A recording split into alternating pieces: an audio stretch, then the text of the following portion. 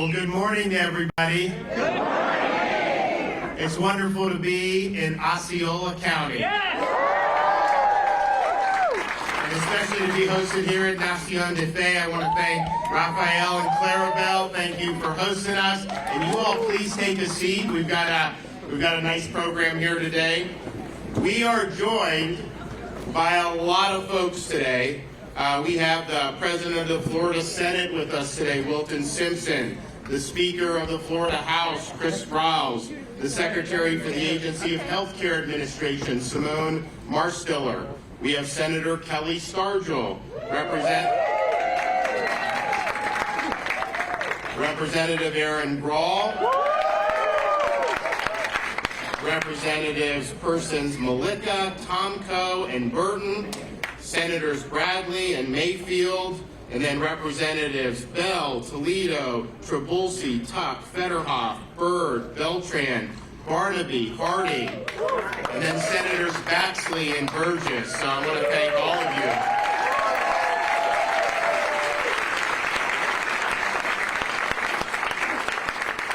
you. We are also joined by pro-life advocates, Heather Barwick, Terry Kellogg, Hope Kellogg, and Kelly Terrian. So I want to thank them, and you're going to hear from them when they get on to this.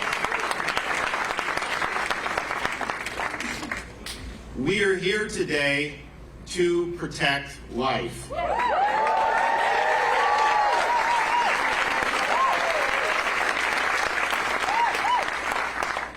We are here today to defend those who can't defend themselves.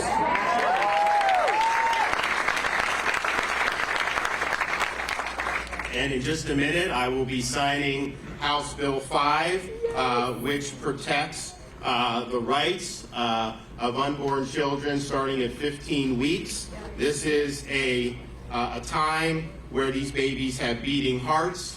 They can move, they can taste, they can see, they can feel pain, they can suck their thumbs, and they have brain waves. And so this will represent the most significant protections for life that have been enacted in this state in a generation.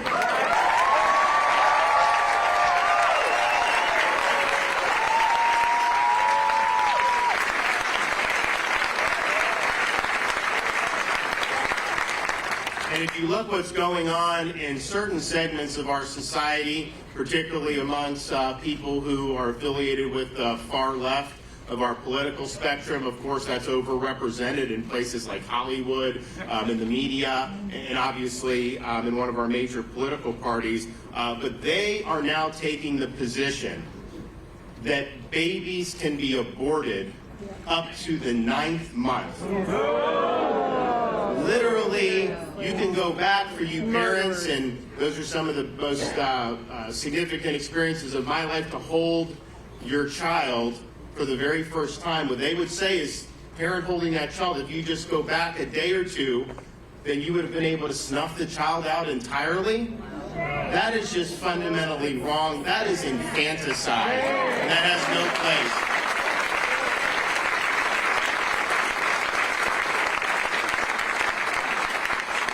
And you see how that type of mindset has led to things that really shock the conscience in our society. We just saw this terrible scandal in Washington, D.C. Oh, yeah. Where is Mary Margaret here from the Daily Wire? There's Mary Margaret. She did this great expose. They found all these remains of babies, and they found 5 who were basically infants, premature they would have been, but they would have been able to survive, outside the womb. And yet Washington, D.C. Is treating that just like we would treat the trash from our lunch or something like that. It's really horrifying to see that could go on in our country, but particularly in our nation's capital. And so that is callous, that is wrong, and I want to thank her and Daily Wire for exposing that.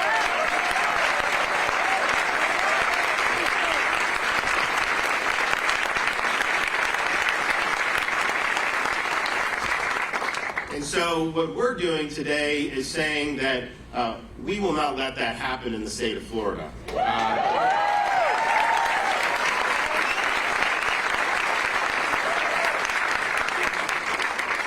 as I said, the bill today will provide protections for unborn children from abortion when the child reaches 15 weeks of gestational age. Of course, these are babies that have heartbeats and that can feel pain and can move, as we said. The bill also expands fetal infant mortality review committees across the state, which engage medical professionals and communities to review infant mortality cases and recommends reduction efforts tailored to their communities. Nearly half of Florida's counties are currently not represented within a review committee, and data shows that mortality rates are higher in these areas. So this bill appropriates funds for up to 11 more of these fetal infant mortality review committees to cover the entire state.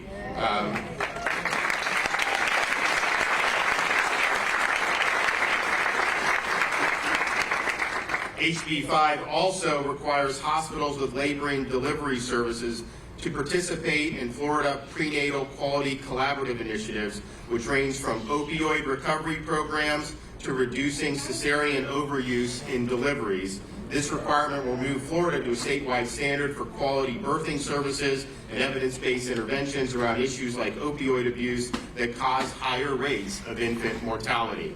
So we are viewing this in terms of protecting life as something that we see through. Really, if you look at what we've done this week, we're promoting fatherhood in Florida.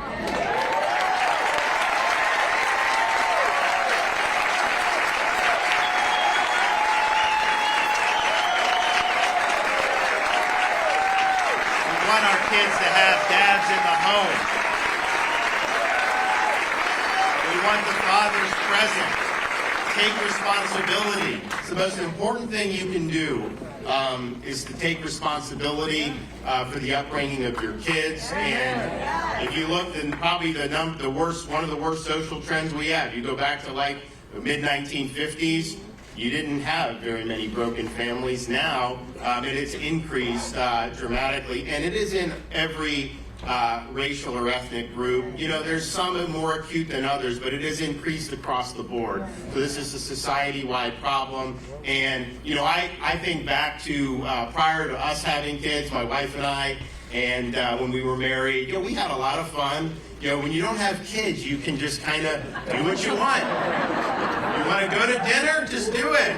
You want to get in the car, go somewhere on the weekend? Do it. Whatever you want, you can probably figure out a way to do it without necessarily, well, when you have the kids, man, that changes things because now you have responsibilities. And it's not easy. There's a lot of challenges with being a parent. But I can tell you that responsibility is something that I would not trade for the world.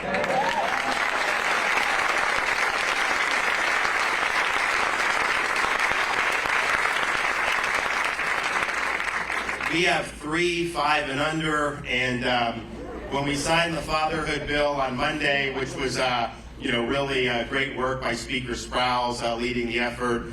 We, I had my 5-year-old Matt. She's an old pro at this. She's come to a lot of stuff with me. But my 2-year-old Amy, it was her debut of being able to go to work with Daddy, and so she did. So we have 3, and people will tell me like, oh man, I see you all around the state. You're working hard. You got to go home and get some rest. And I just want to let people know, when I'm at home, I am not resting. It's just the way it is. But what you do by being present, particularly, these dads who really need to be in their kids' life, you are providing that role model for these kids to be able to grow up and lead meaningful lives. And the statistics are overwhelming. When kids grow up without a dad in the home, the chances of them dropping out of school, getting in trouble with the law, drugs, you name it, that increases dramatically. And so we're really proud to be leading on fatherhood.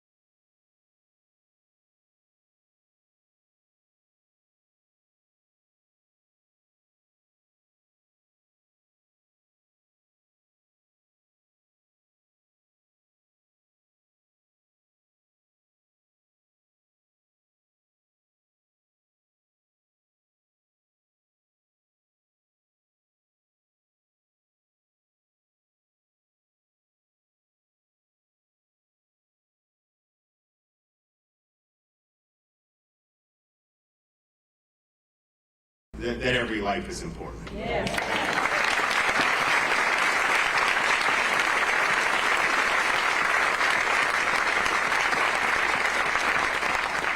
So we're going to hear from some folks involved in crafting the legislation, also from some of our pro-life advocates. And so I want to first bring up our Senate President, Wilton Simpson.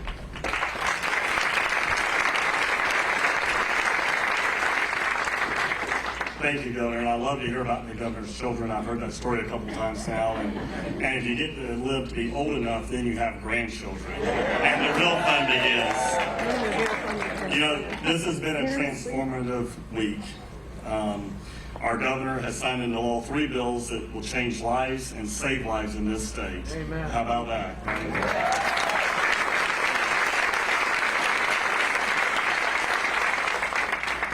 We have a duty to protect life. Abortion kills children and forever changes the life of mothers, the father, and the entire extended family. Every unborn child is a special and unique human being deserving of protection from harm and the chance to grow up in a loving family.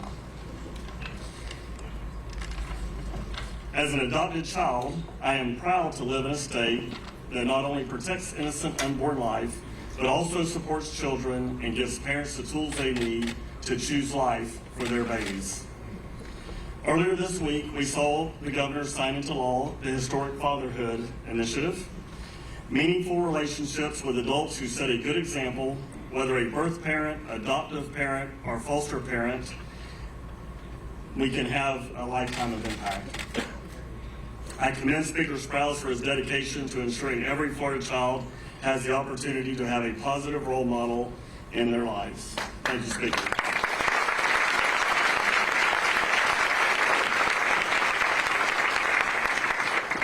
Also, our governor signed into law increased benefits for foster families and caregivers that are not relatives this week. When I was growing up, we also had foster children in our home, so it's something that was near and dear to my heart as we move through this legislation. Improving the level of benefits for family members and foster parents could mean all the difference when these folks are considering whether they can take in a vulnerable child. The earlier in life we can give children a safe, permanent home, the better opportunities those children will have for the rest of their lives. Government is a horrible parent.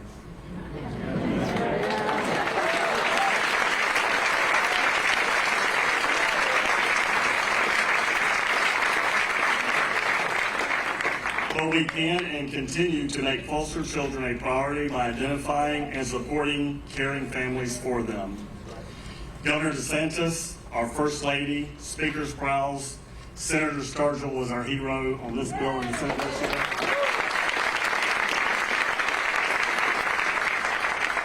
And other amazing leaders in this effort. I am tremendously grateful for their support of this pro-life policy reforms that children and young adults in this state. Thank you, Governor. Thank you.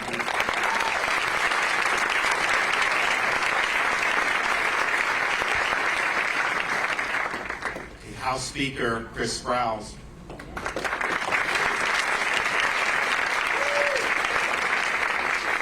Thank you, Governor. What a day, what a week. Every child has the right to life.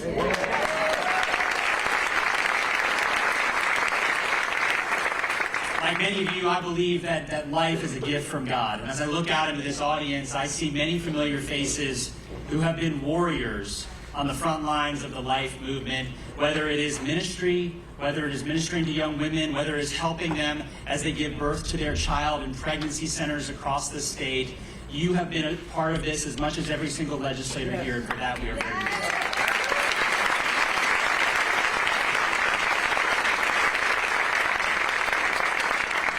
We are blessed to be Floridians because behind me stands the most pro-life governor in America.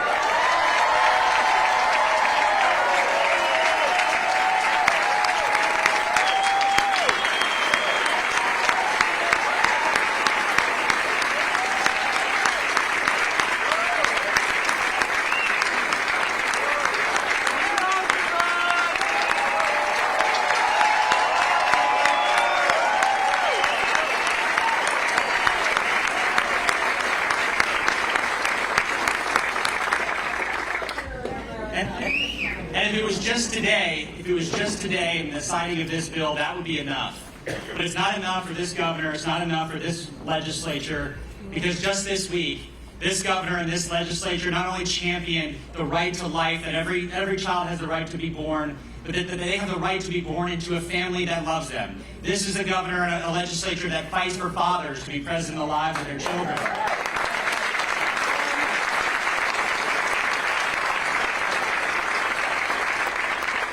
This is a governor and a legislature who understands that not every child is going to have the opportunity to be raised by their mother or their father, which is why he signed Senate President Simpson's vision about adoption and foster care, to make sure that we're lifting up people who can serve as mothers and fathers to the children, to the forgotten and the downtrodden among us.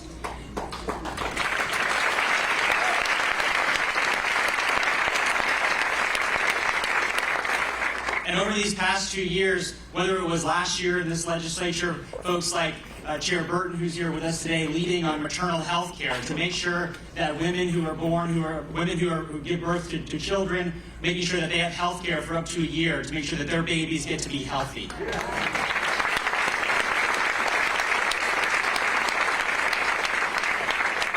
I want to thank Representatives Grawl, Senator Stargel, Representative Burton, Representative Persons Maleka. In every legislature, in every bill, whether it's fatherlessness or adoption or foster care, you need warriors to lead the fight, and these women have been the tip of the spear.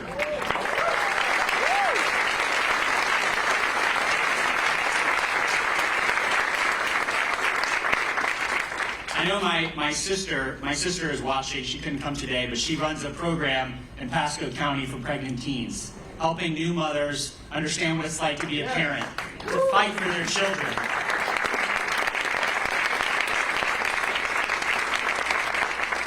And what we are doing here today, what the governor is about to do, is the legacy of each one of your fights.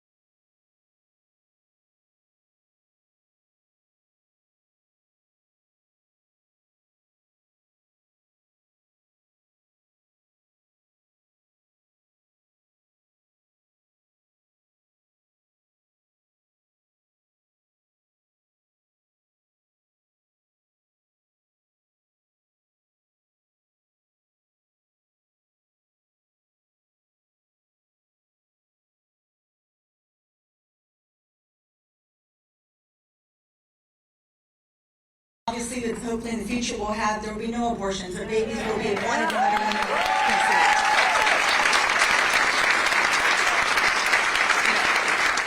My story was an unexpected pregnancy. As the song says, there is no pregnancy that's unplanned. God had a plan for every single child that He allowed to be conceived.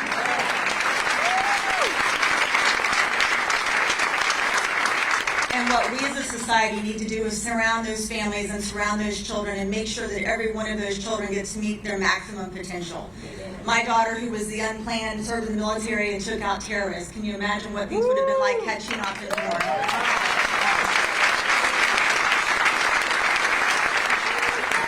It's an amazing day. I can't thank all of you enough for your sticking through and the advocacy. And again, I can't thank the leaders that we have with President Simpson and Speaker Sprowls and our governor to make sure that this day came to fruition. Thank you all very much.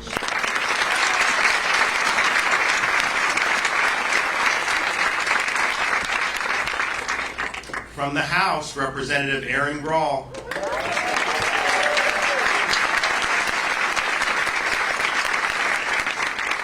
Thank you to all of you for your advocacy, for your prayers, for the support that you give to pregnant women, to families. I too look out and see a lot of friendly faces.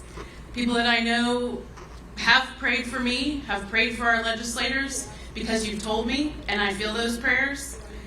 But people that I know are praying every day to end the horrific abortions that plague our country. What you do saves lives. We all know that once a woman becomes pregnant, two uniquely independent human beings exist. Yeah. Life remains a life, whether planned or unplanned. Life remains a life, whether wanted or unwanted. Life remains a life, whether in the womb or outside the womb.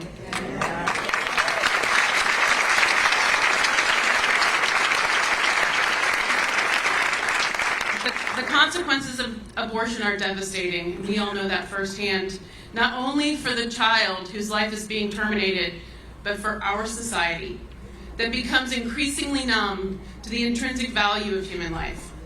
Abortion sanctions the killing of a child if a parent deems that child to be inconvenient. The message this sends to our children is reprehensible, and it's unacceptable. The reality of the Roe decision is that men on the Supreme Court proclaimed that women, in order to achieve equality with men, must be able to kill their own children. As a woman, I refuse to accept such a perverse version of equality.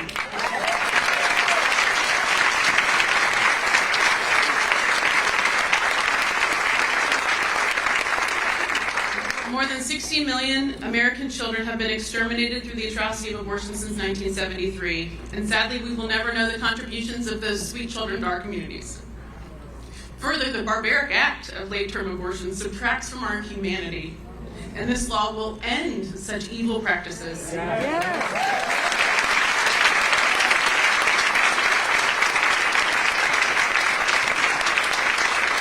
I'm proud to live in the great state of Florida, where we all stand up for children and families, where we value the dignity of all human life. Without a commitment to all life, nothing else that we do matters. The consequence of Roe versus Wade is that everyone in this room does love someone who has had an abortion or who has been touched by an abortion. But that doesn't mean we have to support abortion as an alternative to life. It means that we need to love each other and support each other as we seek to end this horrific chapter in our country's history. Yeah.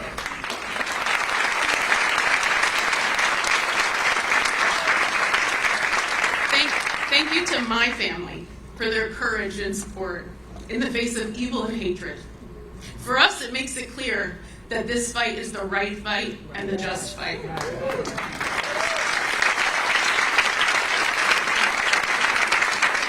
And I want to thank my colleagues for their courageous stand on this fundamental issue. Thank you to Chair Burton and Representative Persons Malika for their leadership in the House. Thank you to Senator Stargel for being an incredible Senate partner and mentor on critical pro-life policies. She has led the fight for our most vulnerable, and her contributions to this state are profound.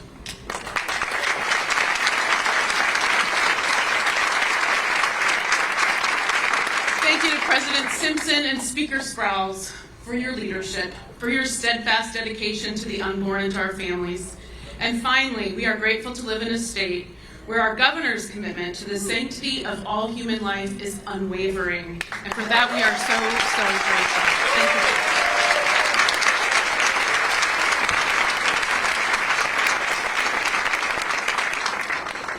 you. Okay, now we're going to hear from some advocates. So I have Heather Barwick to start.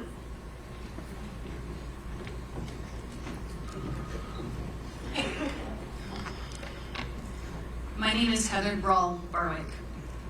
I am the sister who Representative Brawl has mentioned during past committee and floor discussions related to abortion. I am the person who she loves who has had an abortion. And let me tell you, she sure does get beat up on Twitter for sharing my story. But I want her to share it. I want her to share it because I want women and men who have been impacted by abortion to know that healing is possible.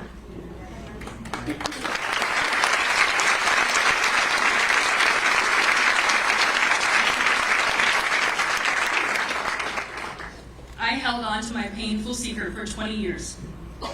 That decision that I made when I was 21 years old shaped my life in ways that I'm still uncovering. There are several things that led me to be honest about my past. The first is Erin's time in Tallahassee. I have watched her committee meetings, and there are two types of people that have led me to speak up. The women who say that abortion does not cause mental distress, and the women in their 70s who had abortions and testify that just now they're able to speak about them and the regret that they have felt for over 40 years. I was also able to open up because of my time praying outside of our local abortion clinic with 40 Days for Life.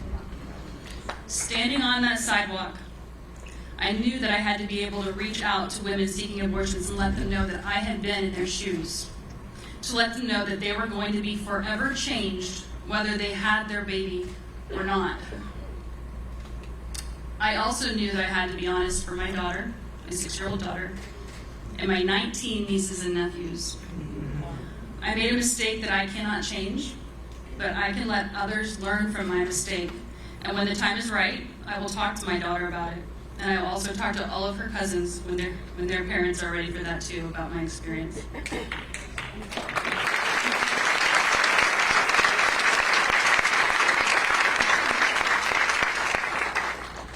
I've only been able to speak publicly about my abortion over the past 2 years, which has finally allowed healing to begin. I am continuing to seek out ways to heal and discovering that I have a long way to go. I've been fortunate to find incredibly strong women and men who have experienced the ills of abortion to guide me and give me hope. Those praying with me on the sidewalks, those at my Rachel's Vineyard retreat, and those in my church.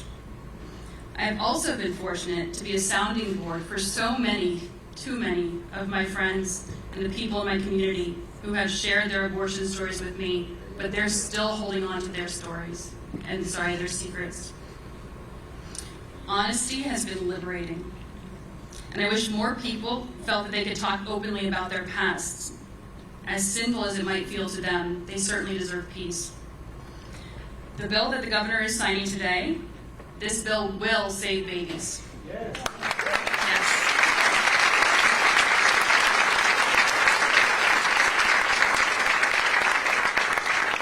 This bill will save mothers and fathers from the lifetime of pain and regret that I have suffered, and for that I am so grateful.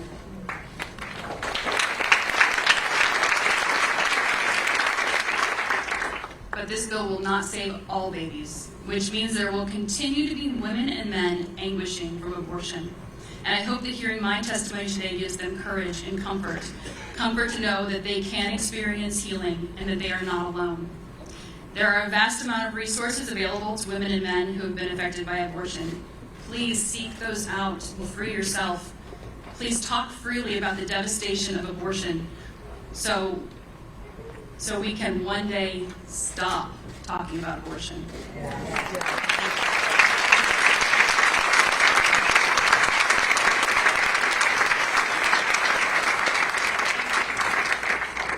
Okay, Terry and Hope Kellogg.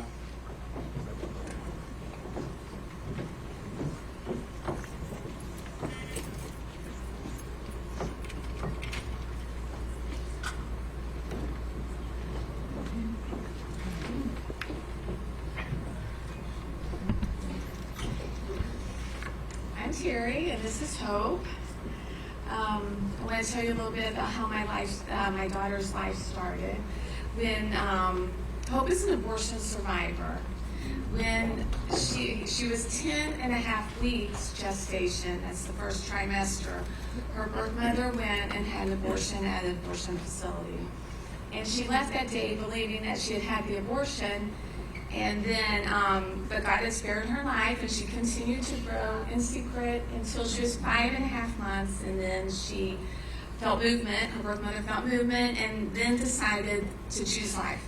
And at that point, she chose adoption and didn't know anything was wrong with her baby until she delivered 2 months early. Hope weighed 3 pounds, 6 ounces. She was delivered at 32 weeks. And she had a large injury to her forehead, back to her right ear, from the 10-week abortion, failed abortion, where the skull and the scalp had been cut and it was jagged, and her brain was exposed, and there was extra skin pushed down on one side, and that's when it came to light what had happened at the failed abortion from the instrument that was used. And Hope had many complications when she was born. That God brought her through. That was 30 years ago. She survived, and then we came into the picture.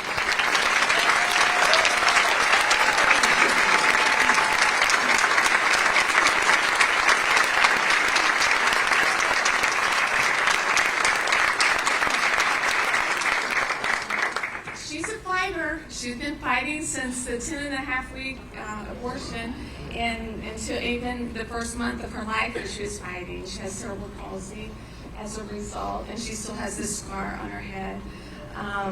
And we brought her home. We adopted her when she was 3 months old, when she was discharged from the hospital. And she's been a blessing. She's a blessing to everybody that knows her. She's a friend to all. She describes herself that way. She's an encourager. She's a peacemaker. Her life has great value. And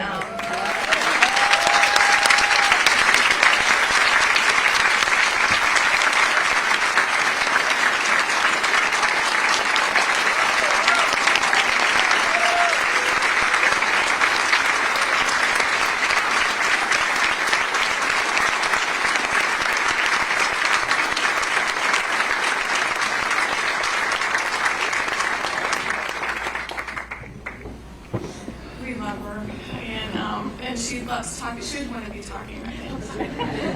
It would be off topic. But, so when I look at her and I see her scar, I'm reminded of how God spared her life. I'm reminded that she survived an abortion when there's 2,363 babies that don't survive it daily. And her scar gives evidence to what's done in secret, and I'm thankful to have her as my daughter. I'm thankful to her birth mother for choosing life, and she was given a second chance. And I'm thankful. My heart is full to be here with all of you that have done so much to stand for life and be a voice for those that don't have a voice. And we're glad to be able to share our story too. And thank you for having us.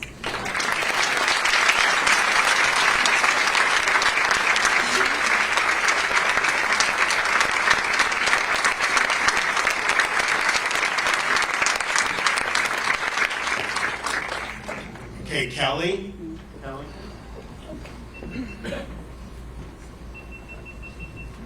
Hi, good morning. My name is Kelly Ferry, and I don't have a speech. I'm just going to speak from the heart. I found out I was pregnant. I was 38 years old. Nobody wanted my daughter. Her father said, "It's not mine." Having her from over 4 years. My parents wanted nothing to do with the pregnancy. My mother even took me for the abortion. When I got there, I didn't do it.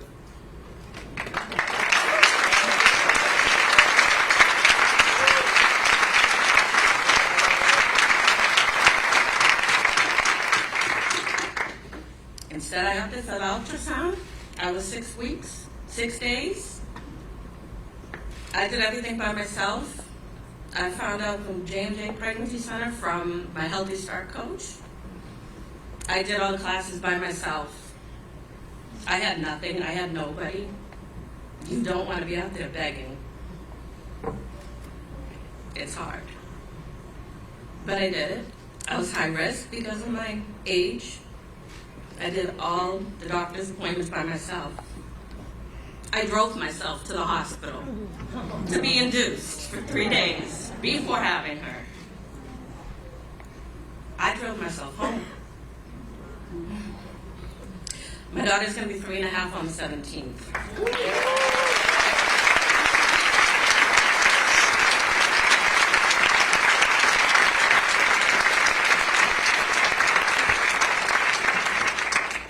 She's never met her father.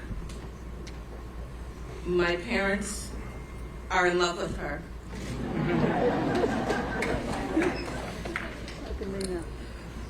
There are options out there. Abortion's not it. I'll be honest with you. I was pro-choice. But you know what? When you get in that spot, and it's you personally, it messes with your mind. And I'm against it now. I wouldn't have her. I wouldn't have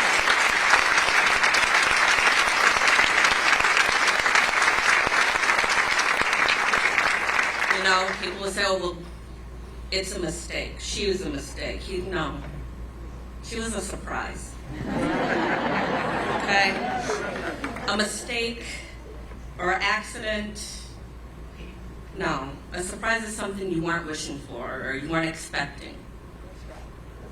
I was told I couldn't have kids. Here I am. I'm 42. I got a 3.5-year-old.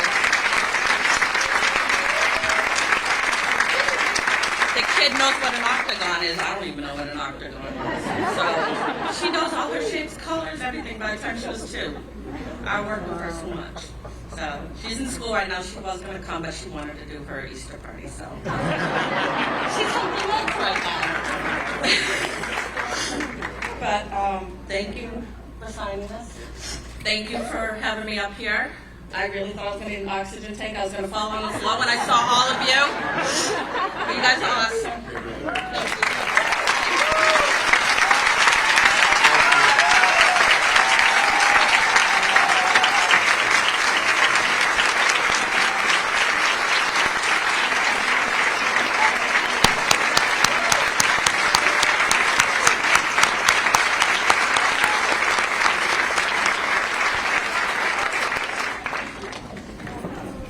And now in the unenviable task of following that, we have our wonderful Secretary of ACA, Simone Marsteller.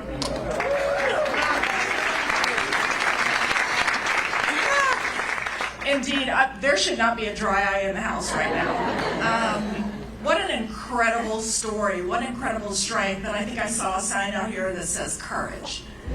And that's exactly what it takes for any woman, young, teenager, 20s, 30s, whatever, who finds herself at a crossroads and really has to make the toughest decision of her life, I would argue. I've been there. I was 19 years old. I had started college at 16, was on my way to graduating before my 21st birthday.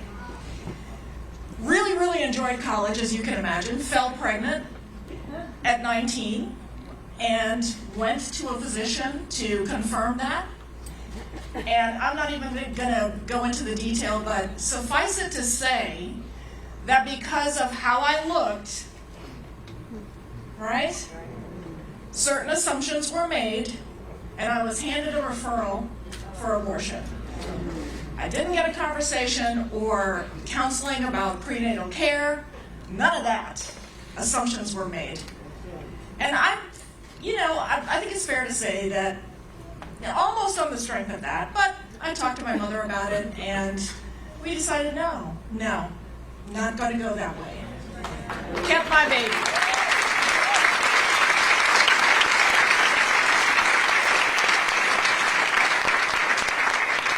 And for those who are mothers in the room, I enjoy being pregnant. I enjoy getting stretch marks. I loved it. All right? I don't like them too much now, but I like them then.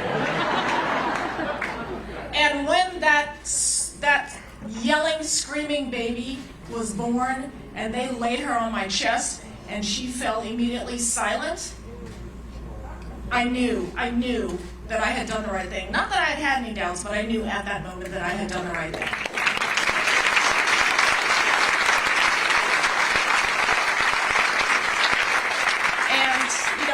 single mother has not been easy. It's been challenging, but I went back and I finished my college degree.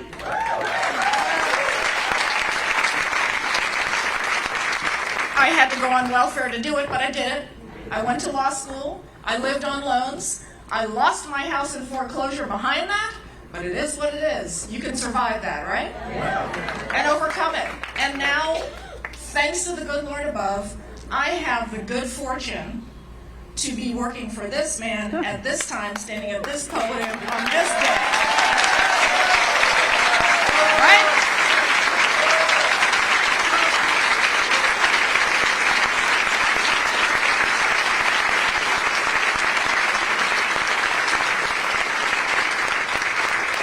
And if the only reason, the only purpose that I have on this earth was to have been the vessel for the child that came up through me to serve her purpose, then I am more than happy that that's my purpose in life. But one more thing, and I'll hand it back to the governor. I hope and I assume that there is at least somebody out there listening to my voice who will be encouraged by my story, by the story you just heard. Don't listen to the narrative that people are trying to push on you. You're young, you need to do this because your life will be ruined, blah, blah, blah. That is not the case. There are people on this stage who are here to tell you to not believe that narrative. Make a choice, choose life, you'll be fine, and all will be well. Thank you.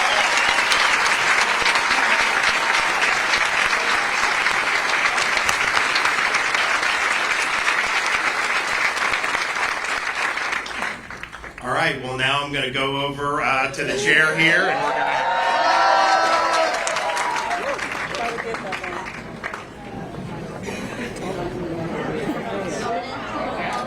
Everybody stand. So everybody can stand. Sit down, sit down. Sit down. Please sit down. Sit down, please. Sit down. Sit down. Like a chair. Sit down. Please sit so we can say come on. There you go. You're perfect. Thank you.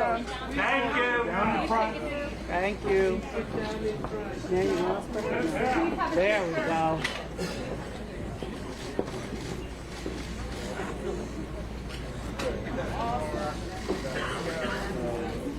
There you go.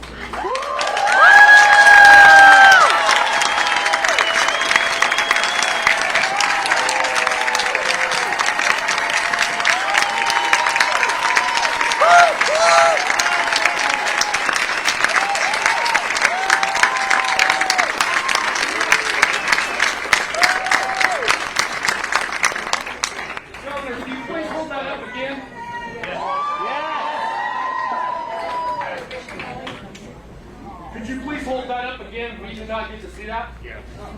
Thank you, sir.